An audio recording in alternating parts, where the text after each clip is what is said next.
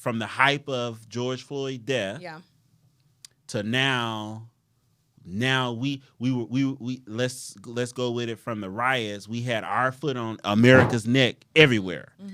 Then we slowed up. It was more like, well, we caused some attention. We got our face out there. We put things out about race. What was the organization that was real big? Black Lives Matter. Black Lives Matters was huge, right? And then, that's a whole nother story because they ain't black. Anyway. But now it's a decline in the rise of black people in these corporate structures.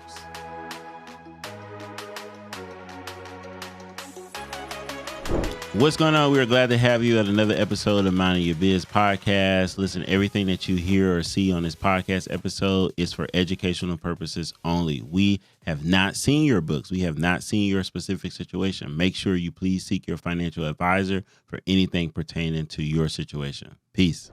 What's going on, y'all? It's another episode of Minding Your Biz where we mind your biz, right? So I'm one of your co-hosts, Dr. BlackWealth, and we have... Mrs. Fab Financial, the other half, That's right? CEO of Tax Dragon Pros, and let's go. What we getting in today? You said you had a hot topic. I got a hot look. So let's go. I don't even want to look. We all that, but we gonna go right into it. This is fresh off the press. Oh Lord! Right? Interesting. Help us out, God. Work on this is interesting. So here we go.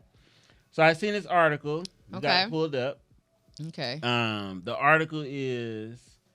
What a drop in promotions for black workers says about corporate diversity efforts. So basically, I'm not going to read the whole article, but basically, here we go, right? So after the May 2020 murder of George Floyd, there was a set of national conversations about race, equity, and opportunity. And diversity in the marketplace. Right? Yes. So American companies sought out ambitious goals to advance black talents in their ranks, right? Absolutely. And so what we're seeing now is those numbers is declining.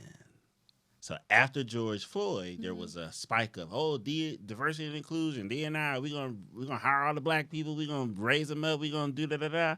And now 2022, we're starting to see there's a decline in the promotions of black talents in corporate America.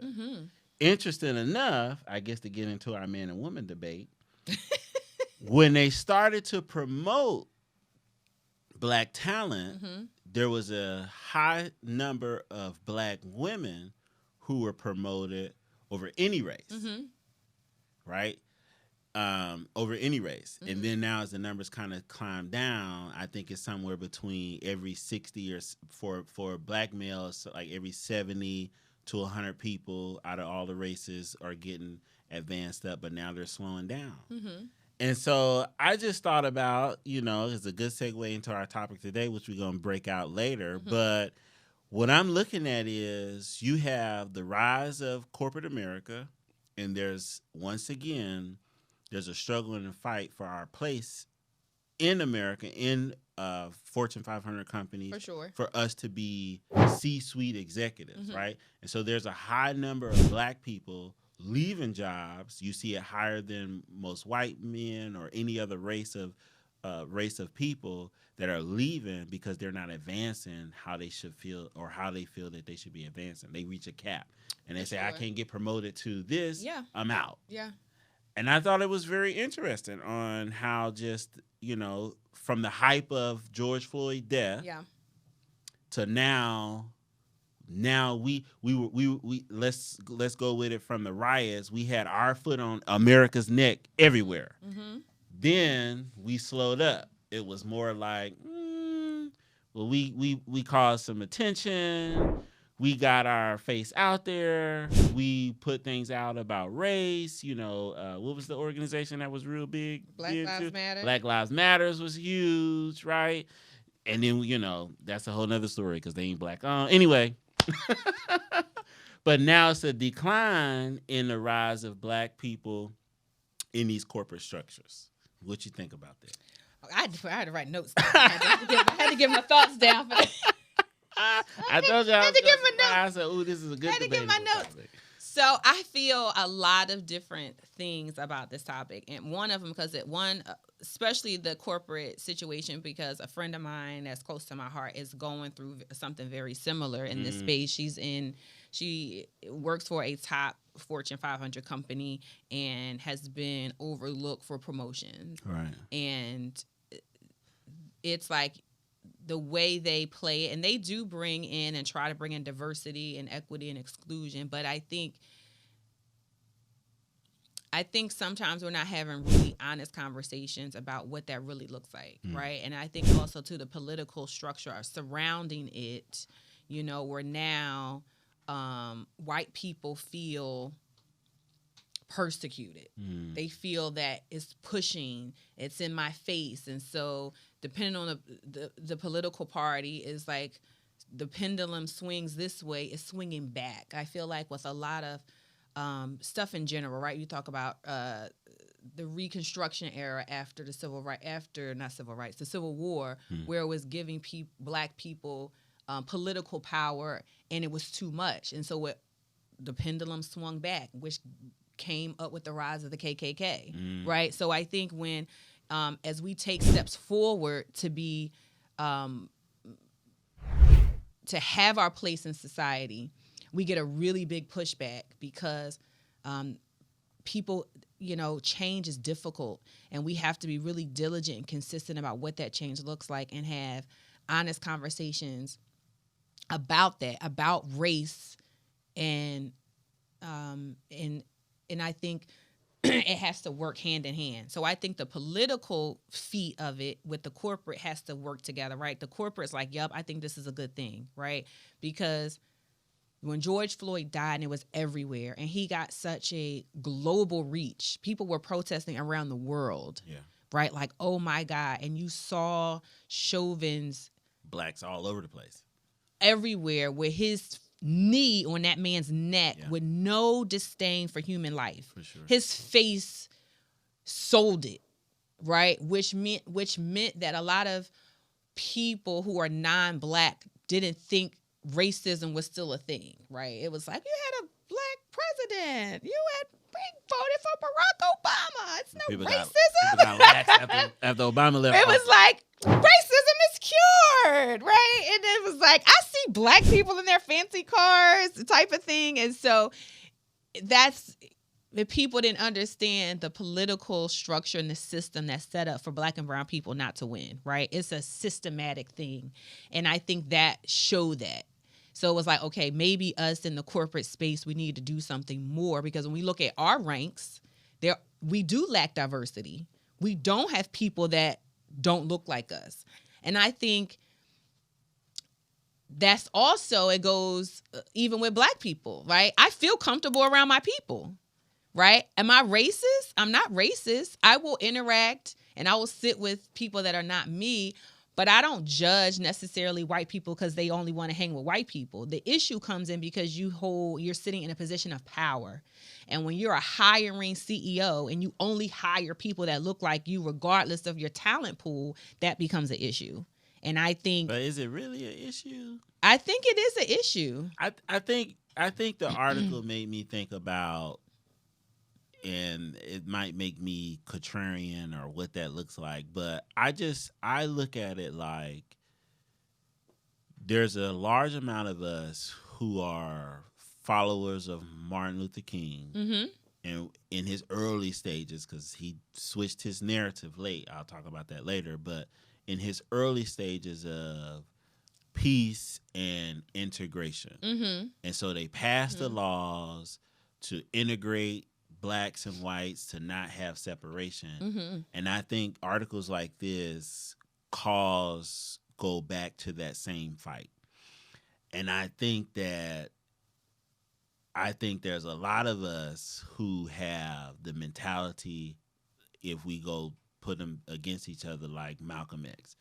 And in my mind, I'm like, well, this is still a plight and a fight for us to be included in America in her ways and what white people have designed and built for them versus. Well, I would push back on that slightly, only because the race narrative is placed to divide rich and poor. I think that's the bigger narrative, Classism, right? Because white people who come from wealth and sit at these top executive seats and boards hire people that look, feel, and operate in their space, right? It's not like, oh, I'm giving a handout to the poor white man, right?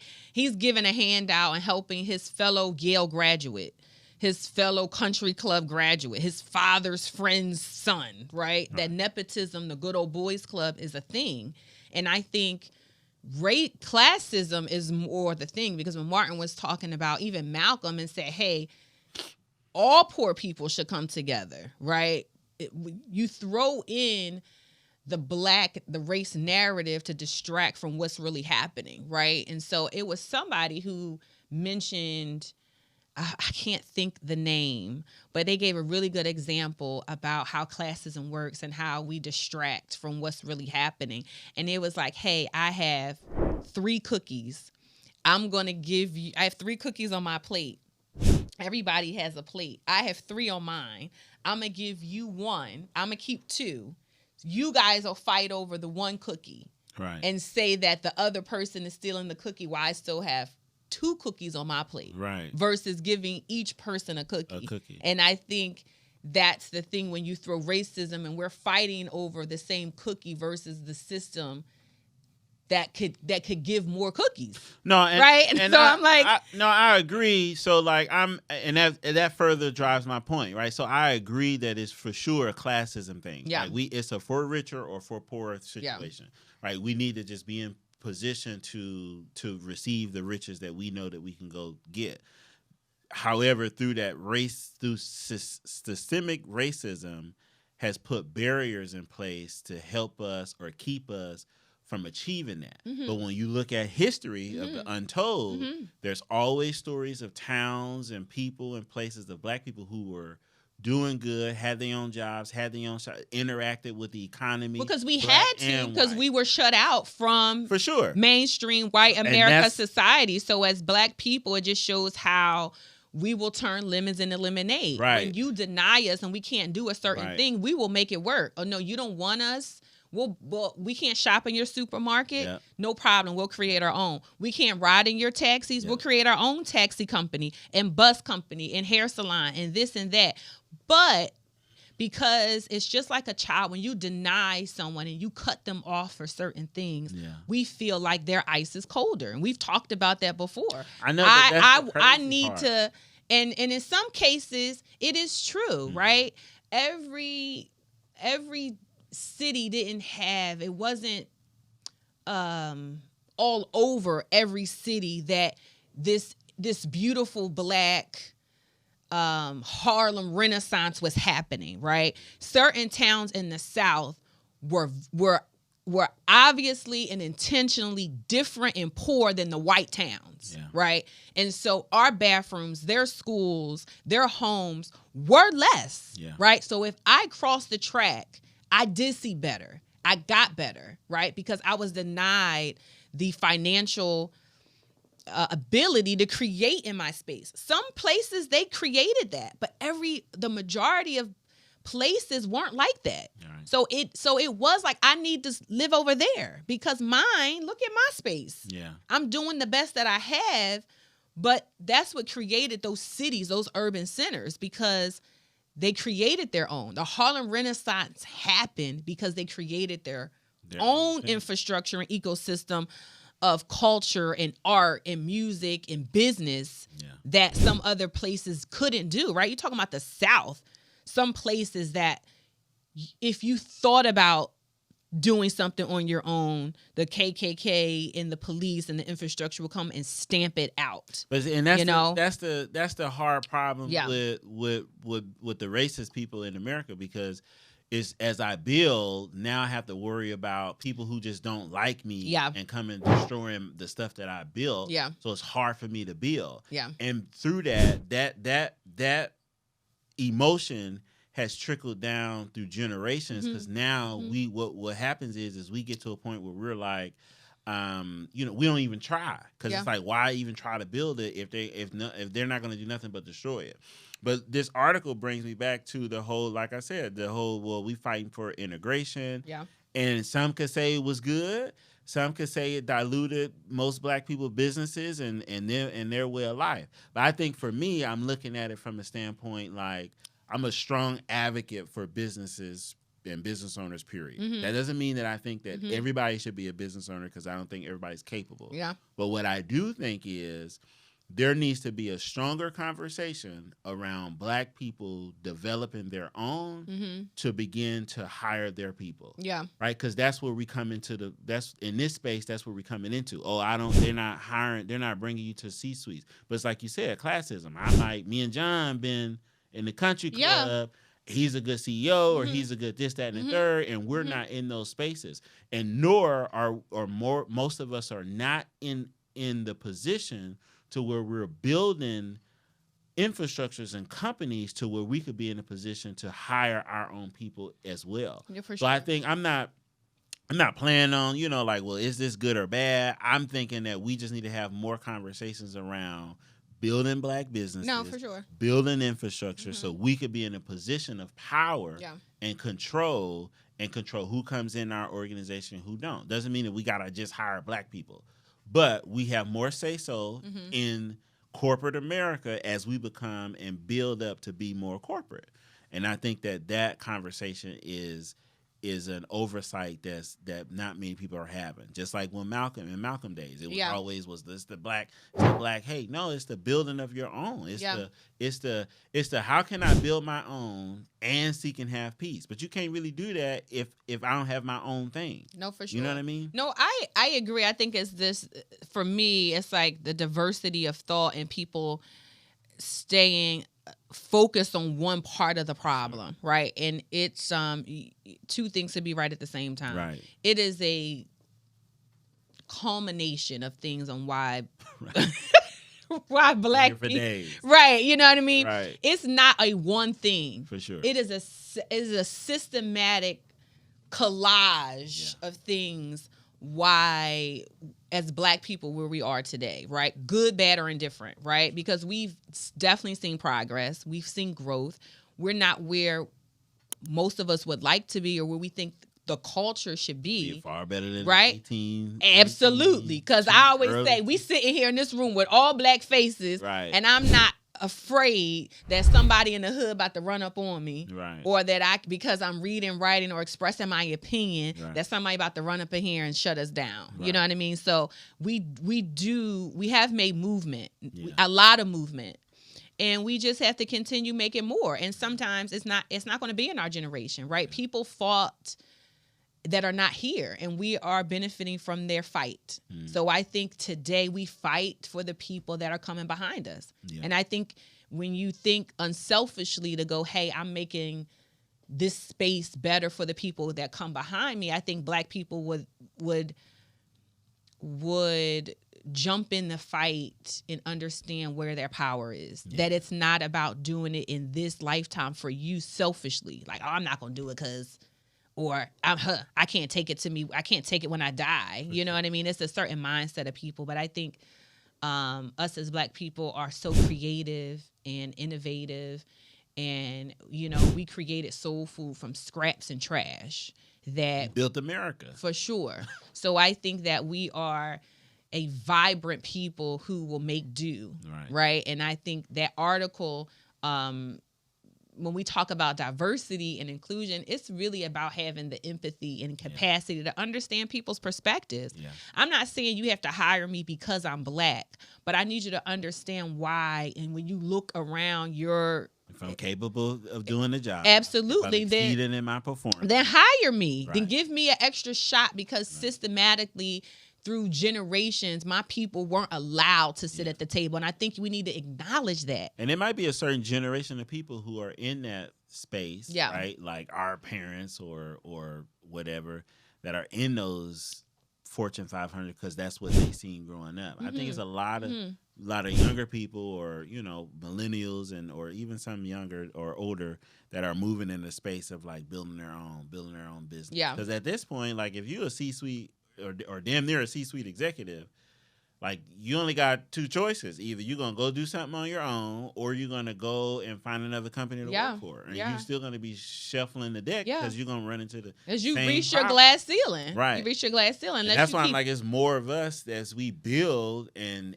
grow our infrastructure. Maybe an option could be, I could go work for Eagle Financial Group. Yeah. It's a nice firm, I mean, Tyler Perry is doing it, and right? He's the only person. He's doing it. Person, but he's the one example. If y'all haven't seen that, I've watched it. I've watched it. It's really good. It's really good. Really, really good. Yeah. But he's the epitome of a successful man through black money, billionaire through black money, and had control. Because if you watch that, you see how because he knew who he was, and on his assignment, he was able to go to places and say, no, we're not doing it this way. This is my creative control. Or I'll give you something, but now I'm looking for something in return. Lionsgate can come to him. They like, have you even heard of Tyler Perry? And that's why I think a lot of us, that's the mindset I like to look at. And Lionsgate now has a studio here in Atlanta. I know. I drive past it. That's 3 times a week taking London to cheer in Douglasville. He changed, and it's gorgeous. He changed the media. I said, what in the Lionsgate? Okay. Like, that's crazy. But for them to be like, well, have you ever heard of Tyler Perry? And he was like, no white person raised their hand, but all black people did.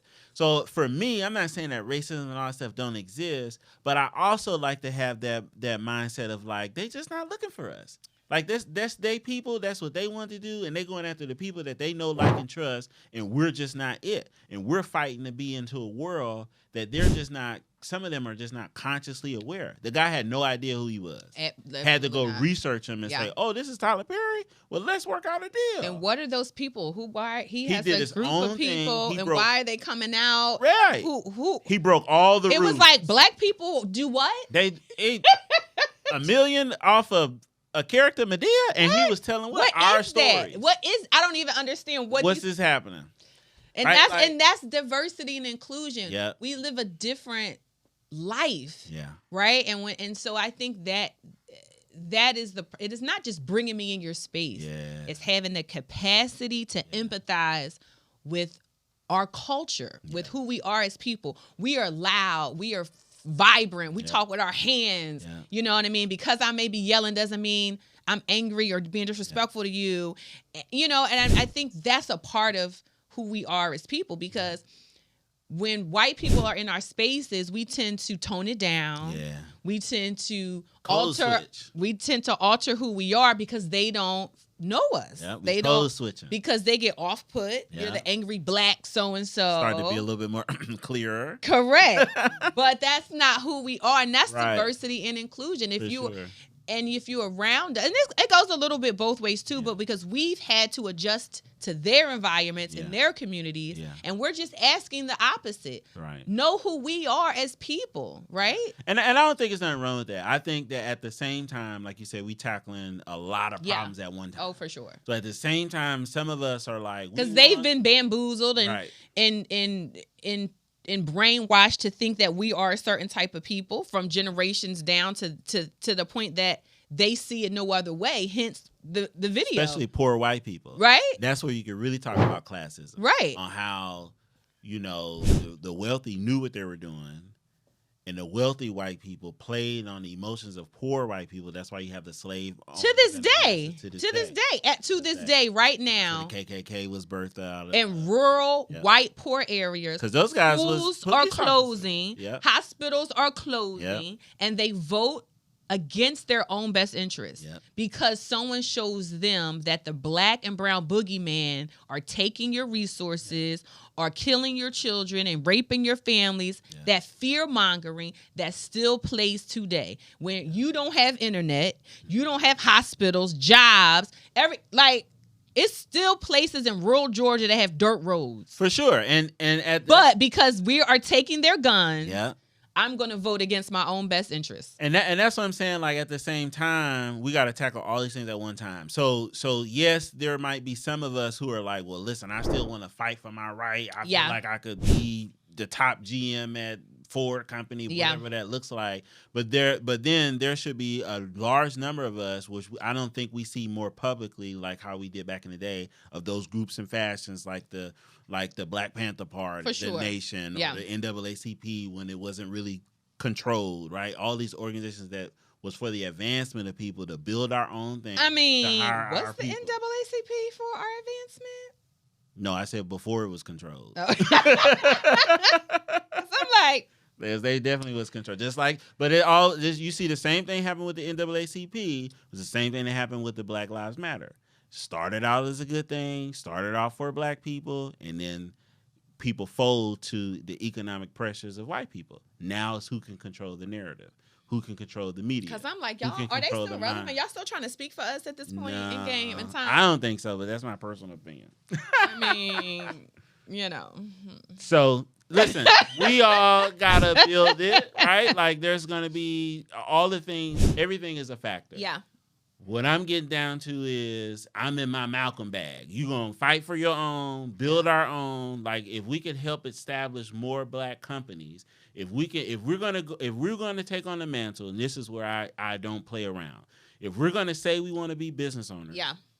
you might as well have the mindset and the spirit and the faith like a Tyler. I'm not saying that you got to be a billionaire. Yeah. I'm saying you're going to have to go after it and get it. And he's the best example to date that can show you that. He got his billions off his own money, off his own people. And he turned around and built a studio and honored his own people. Yeah. Hired his own people. It's not that he don't have white people around him. His publicist is white. Yeah. He got a lot of white people Yeah. around him. Yeah. But he hired a lot of his own people and put them in places Yeah. that they probably never would have.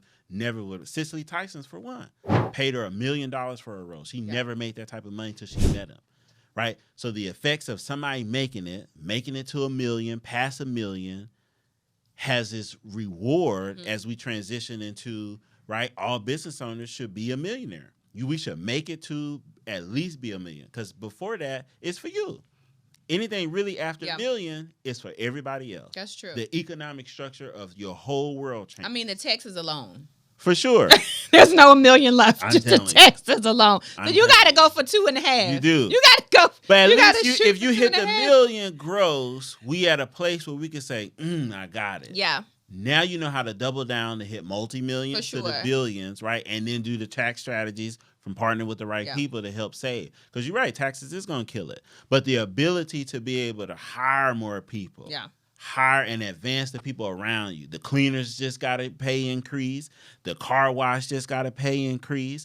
The nanny just got a pay increase. Like all the factors. Your whole ecosystem changes. No, like your whole ecosystem changes as we move people to make $1 million. No, for sure. I mean, that's when people talk about Black dollars leaving the community, right? So even if I don't have $1 million business, but I'm intentional about where I spend my money, can help propel someone in my space to be $1 million business. For sure. Like I look at our company and I go, we do have some non-white clients, but the majority of our clients are Black who've helped us be and reach and target and hit $1 million.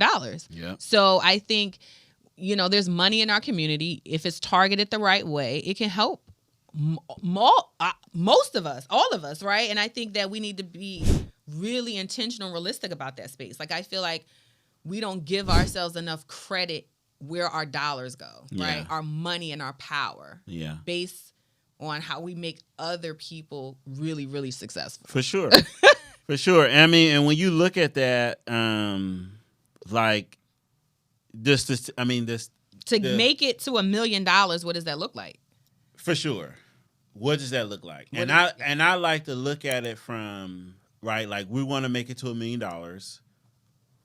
Finding out what that looks like is also discovering who you are and getting really clear on what you're trying to do, right? And so then you look at the numbers, right? It's like some over 33 million business owners that are out there, but only 7% make it to be a gross over $1 million. That's like that's a small number relative to the big pool, right? Yeah. And so here's first of all, we got to figure out our identity. Yeah. So like Robert Kiyosaki, I just created this. Robert Kiyosaki came up with let's go to the board. Let's do it. He came up with the cash flow quadrant. So I like to call this the entrepreneur's quadrant. And here's your step. I kept 2 of his.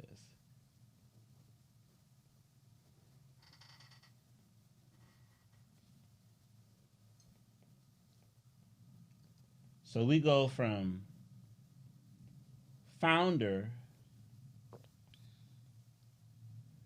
to CEO to becoming a business owner to becoming an investor. Mm-hmm. So in our founder stage, right? This is the discovery. Yeah. Right?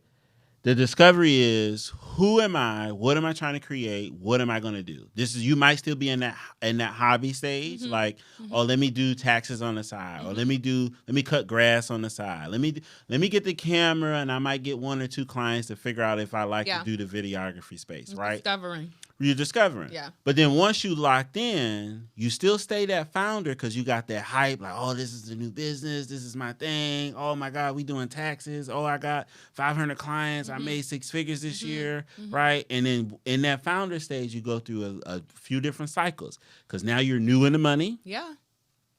So as you make money, you spend money. Absolutely. Heavily. Right? And that founder stage, you're making money and spending money. So it's like, oh, I ain't never had that lifestyle creep. That is lifestyle a real creep, thing. right? It happens. I ain't never had nothing foreign. Let me get the BMW or the Bentley or the G-Wagon. Let me get the Louis, all the stuff, right? All the European designers. And like I say, I'm like the servant. I got some Versace sneakers right now. Y'all can pan down there with me. I'm like the servant. I make no judgment on that. Like I think that's a phase, and I think that you should enjoy it for sure. But there's going to come a time where you're going to buckle down. And so when we transition from founder to CEO, it's a mindset shift. That's what this line is. It's a mindset shift for us to go from founder to CEO. What makes a great CEO? Numbers. So how do we get to the million? We got to double down on our numbers. What does that look like? From an economic perspective, how can we grow our company? How can we scale it? In order for you to know that, you need to know what does it cost you to make money. So you got to drill down on your operating expenses, right? And so when I think about that, I think about, we'll come back to the quadrant. Let's build out a company, right? So let's just say a lawn care company. And we figured out the cost for us to make money. So in the chart, we figure out a cost for us to make money. Let's just say on average, it costs us $10,000, right? I built this whole example out, y'all. Right? You got to get real into the numbers. $400 a month on equipment. So this could be like the lawnmower, right, etc. I ain't gonna go all in detail. We also know for us to get a trucking company or a lawn care company, you need a truck. You do. So the truck has its little trailer in the back. Yep. So we broke it down to the national average of like $1,400. This include payment on a truck, insurance. For the truck costs $1,400. This include like all the costs for gas, insurance, payment. Month. Right, a month. Okay, okay. Right, and then let's just say on average we hired 2 people. And the national average with that was $8,700. Right, for 2 people, this is salary, wages, benefits, all that, the works. $10,000 a month is what it costs us to make money to make this thing happen. Okay. Right. So on average, we get real down into it. On average, we're saying from the national average is basically like 15 lawns. You could cut 15 lawns per day at $50 per cut. And you want to average that over 21, 22 days. Okay. Because realistically, you ain't working a full 30 days. For sure. So let's just call it 22 days. Okay. Times. Right. Oh, how many did you do? 15 lawns. So 15 lawns. Right. A day. Dang. But it's off a 2-man crew. But it's seasonal though. It could be in some states. Think about like Texas is year round, it's hot. South Texas. Maybe. But see, that's the stuff you have to factor. That's a good point, right? Because now if I'm in New York or Philly, then at a certain point I might not be cutting grass, but what I might be doing, moving snow. right? So Salt, that's another yeah. added value to me, right? But see how we're getting really clear in the numbers on how to grow the business and what to do. You got to drill down in this to figure this out, right? So if you do on average of what we say 22 days, so 16.5 was the math. I ain't gonna do all the math. I already did it. So it's 16,000 for that 22 days. Right. So okay. so 16,500 a month is costing you 10, right, based off the 10 or the income that you're making. So that's 198,000 a year, right? And so when you do the 10,000 that it costs us a month, we get like 126,000 a year. It's a little bit over. So your net or your gross is 71,000. This is before taxes, right? And it's also before you factor in like me as an owner, because you made 71,000, so you could factor out your own costs. So let's just do owner's costs, right? And so now we know from this basic economic chart to scale our business, for us to have a goal of $1 million, let's just say a goal of $1 million. The goal is 1 million. It's always $1 million, right? The goal is 1 million. To get there, based off those numbers, we figure out we need 6 trucks, 12 employees, right? With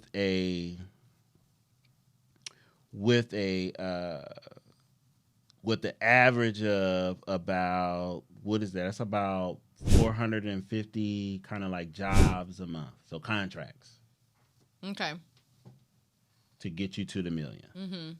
Based off us understanding exactly what it costs us to make money. So it's a lawn care company, right? You can make your own example. If I'm doing taxes, if I'm doing trucking, if I'm doing videography, how many clients is how much does it cost me to get one client, right? What's my camera cost, maintenance cost, whatever that looks like, right? And you once you extract that information, then you double down on it to figure out what you need to grow. Now, this might looks like, all right, well, good. 6 trucks, 12 employees. I mean, then the question is like, it's a whole lot of transition that's happening, because now it's like, well, now I got to get this stuff. So there's financing, for sure. There's all these things, but at least now we know how to get there. So you start to, like we did at the previous episode, figure out who, right, from the financing perspective, from the crew, because you're gonna go through changes in employees. It's gonna be your biggest blessing and headache at the same time. No, for sure. Because you need people to grow, but then it's gonna probably take you a minute to find the right people, right? And I'm an advocate of, if we had to choose, I would really probably start high then low, because you wanna, especially as a CEO, the fastest we can offload the work from us to put it on somebody else, the better. Yeah. But then you might be getting to use some admin people or some people. It's a combination. I think you can kind of fill in from the bottom and the top. For sure. Yeah. Just depending on how you want to go. I guess your business model is, but because you definitely need people to help support, and then you need some people at the top executive level that's going to help you kind of mitigate some decisions and choices to help you, for sure. Right. Yeah. So then when we looking at like the 450 contracts, that's you getting, so you can start going larger, right? Because you can start doing more commercial stuff. Right. That's going to give you a bigger bang for your buck versus residential that's like $50. And you can still have a crew that does the 50.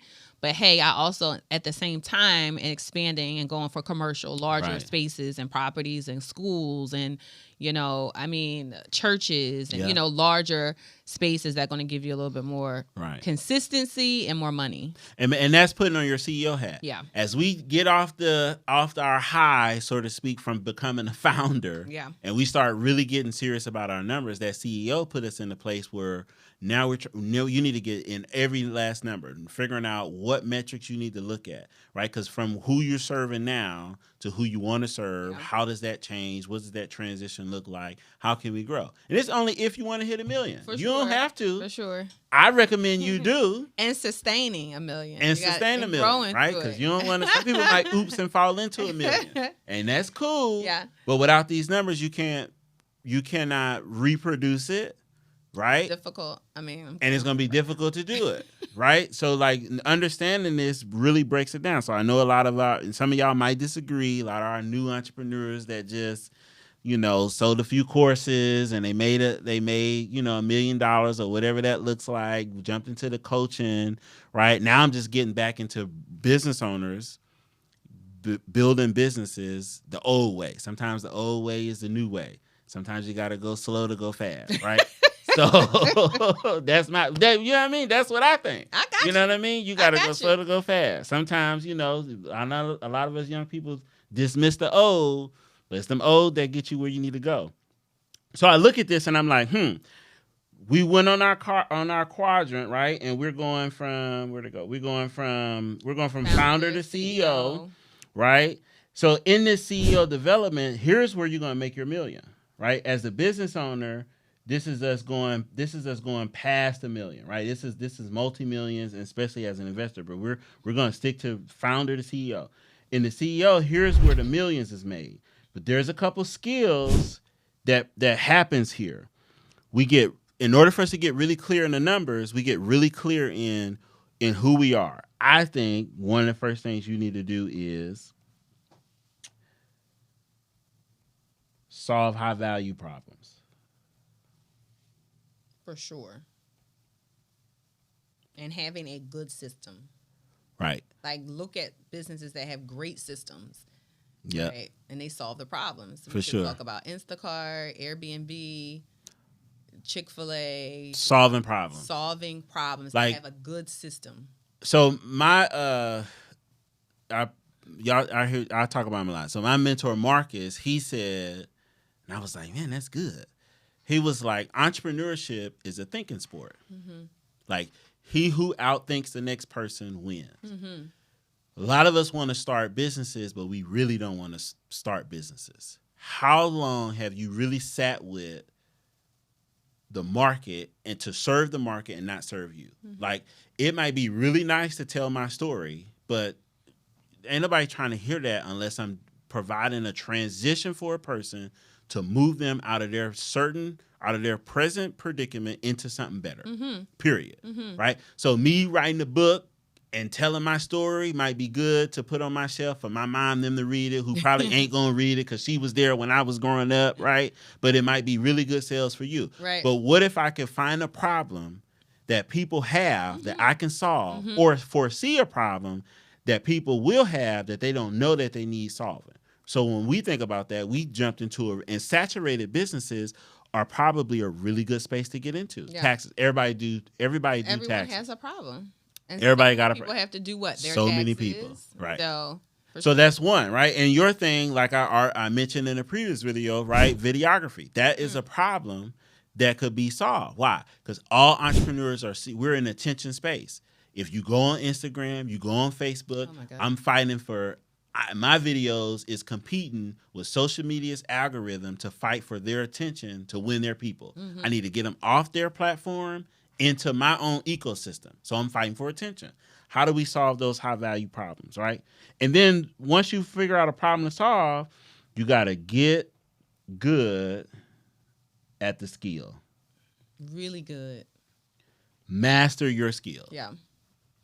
It's so key because you at a point where everybody's just doing whatever it is that they want. We doing stuff mediocre.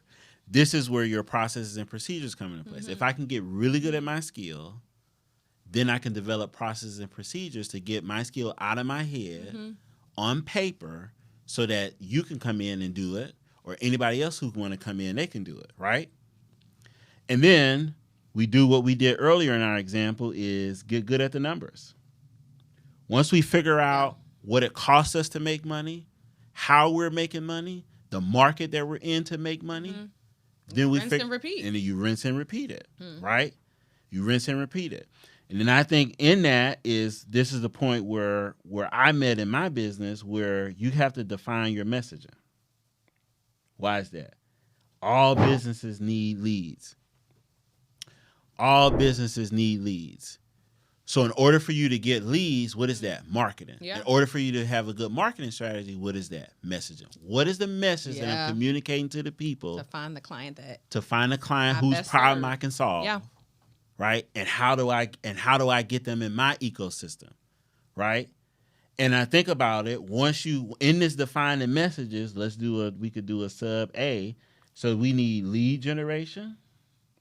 This is all thing messaging is going to help you find. Lead generation. Then you need to convert them. So it's lead conversions. Then once you cultivate them, you have customer ascension. So that's like, once I got a client, where do they go? What next? Other problem can I solve? Because all problems got solutions. For sure. And all solutions create what? New problems. Take them through your ladder. So I started off not a one-trick pony. For sure.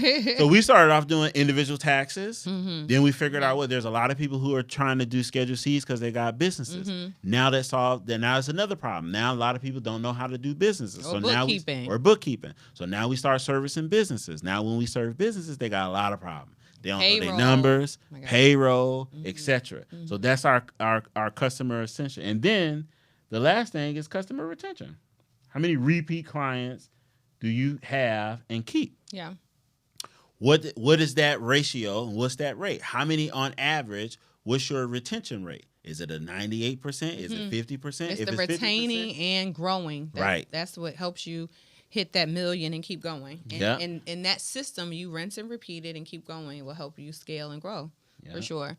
And then we think about capital. Mm-hmm. So that's business credit, personal credit.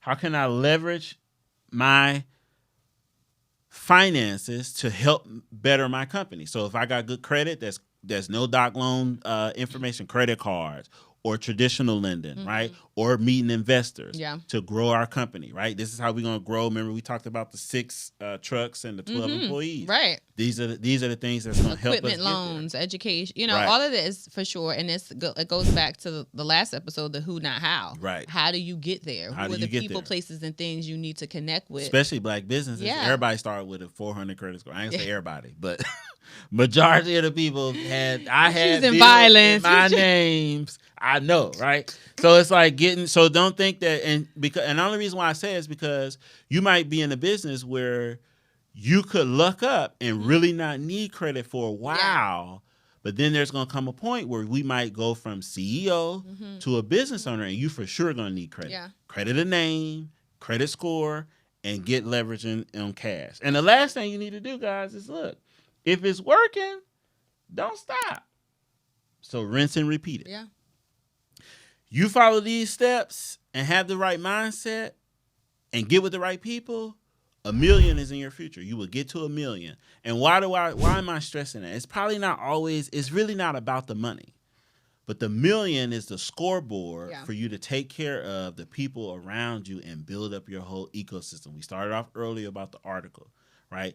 If I get to 1 million, it's not about me at this point, right? Because what the Bible tells me, that a good man leave an inheritance to his children's children. So I got to think about my grandchildren, grandchildren who ain't even here. That's right.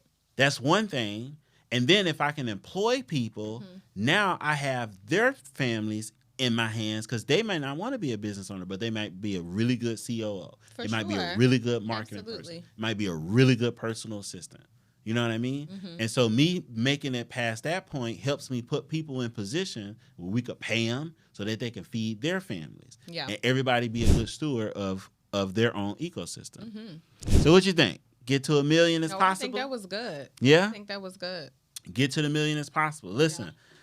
Yeah. I think you put the bow on it and did a good job. I think that's it. That's it. So, of course, there's a lot of stuff that we don't have time to each one of these systems is a slew of sub for sure, right? There's the Roman tons numeral of details 1 in there. Right? It's tons of details in there. But this is for sure where you want to kind of begin to go, and we want to make sure that we go back to I call it the entrepreneurs quadrant. Go from founder to CEO, right? And then we get to the CEO would get us to our 1 million, and anything past that, we're going from CEO to a business owner. We'll talk about the rest of it in another video, right?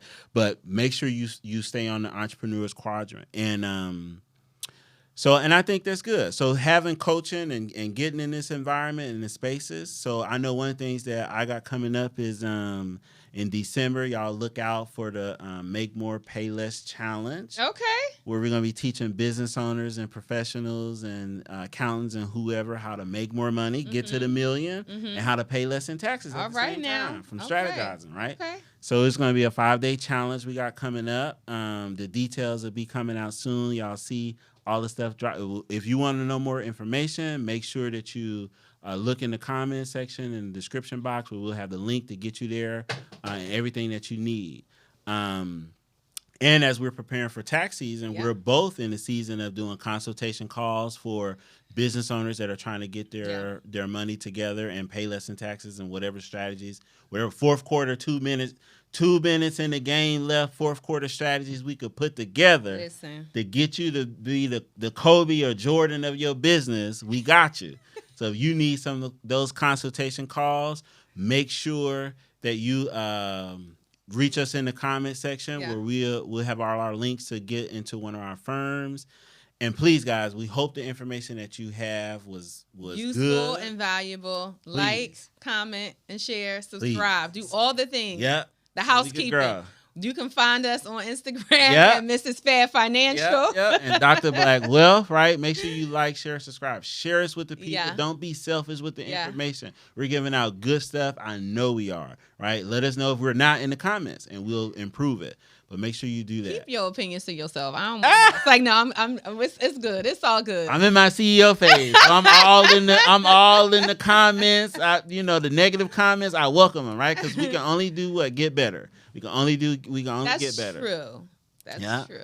So that's it, guys. It's a wrap. Another episode of Minding Your Biz, and we'll see you guys next week. Yeah. Voice, you have a voice. Let's help, because that's where change happens, and then each group can connect. You talked about InvestFest. It was what, 200 or 20,000? I don't know the amount or the number of people that was there, but it was amazing. Mm-hmm. It was a great amount of people who were there, their singular focus was financial advancement. For sure. Now, would it have been great to have getting people to sign up to vote outside or a booth?